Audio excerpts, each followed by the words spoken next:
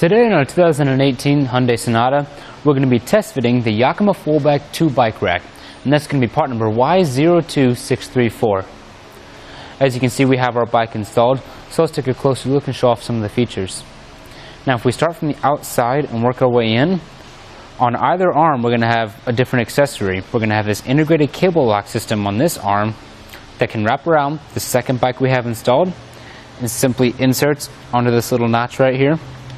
And when you want to unlock it, you will get a set of keys, and the insert for your key is right here. On the other arm, we're going to have the bottle opener that Yakima loves to put on their bike racks. Right here, we're going to find that our cradles for the frame of our bike are stationary. However, they do have this nice rubber TPE padding. Now what that's going to do is act as a shock absorber for your bike while traveling. You can see these notches right here that are going to be able to press in like so. Our bike is going to be secured at 3 different points of contact. We have 2 zip strips on the top of our bike frame that are securing it into the cradles. And then down below, we're going to have this anti-rattle cradle. Now once a zip strip is securing the frame of our bike into the cradle, that's going to prevent any unnecessary movement or any swaying at all while we're traveling. And that's going to help prevent your bike from making contact with your vehicle or with the other bike that could be installed. Up here, we're going to notice that the front wheel is facing to the right currently. As you can see, it can kind of roam how it pleases.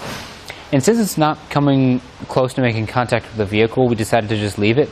However, if this does bother you, the wheel being turned like that, you can use a wheel strap that comes with your bike rack to strap the front wheel to the frame of your bike and secure it like that so that it can't move at all and make contact with your other bike. Now let's go ahead and remove the bike. How we're going to do that, we're going to come on this side of the zip strip, and on either side, we're going to push in those 2 tabs. I'm going to pull the zip strip right up, and we'll do that on both the top cradles and the anti-rattle cradle. And now we can go ahead and remove the bike.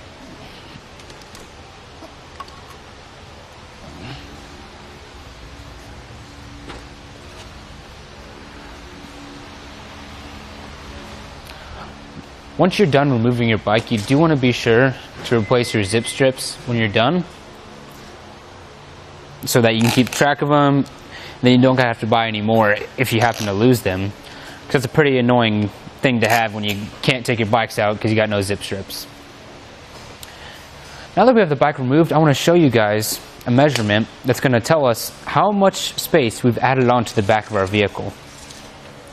So from the bumper to the outermost part of our bike rack, we're adding on about 27 inches to the back of our vehicle.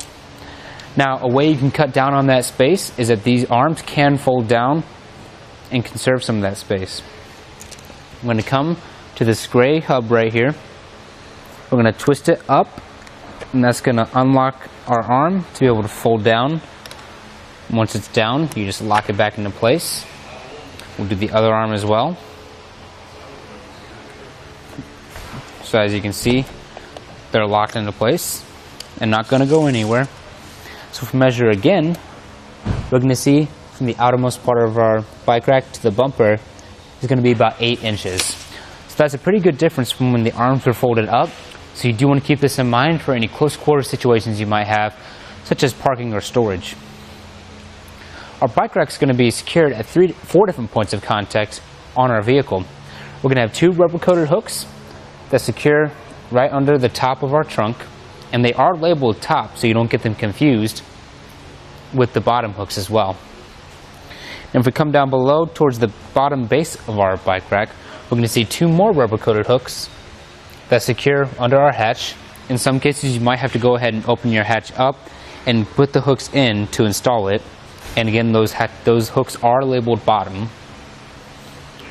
Up top, back on top of the trunk, we're going to have these nice thick foam pads that are going to help protect your vehicle from any damage occurring from the steel frame of our bike rack. The last thing I want to show you guys is this knob that's in between these 2 gray ones. Now this is how we get it set the bike rack to fit our specific vehicle. And you can find what setting you have to have it at Yakima's Fit Guide. You would simply just turn the knob up and adjust this arm right here, up or down, to this certain setting that Yakima provides you for your vehicle. So that lets you know that this bike rack can be useful for many other different vehicles if you happen to have more than one at your house.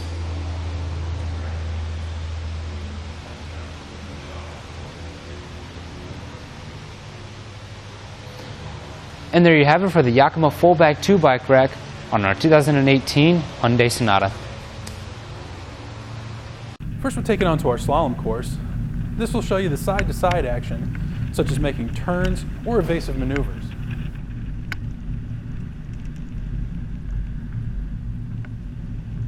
Now we're at the alternating speed bumps. This will show you how it looks driving on uneven pavement or potholes. Finally, we're at the solid speed bumps, which simulates going into your driveway or parking lots.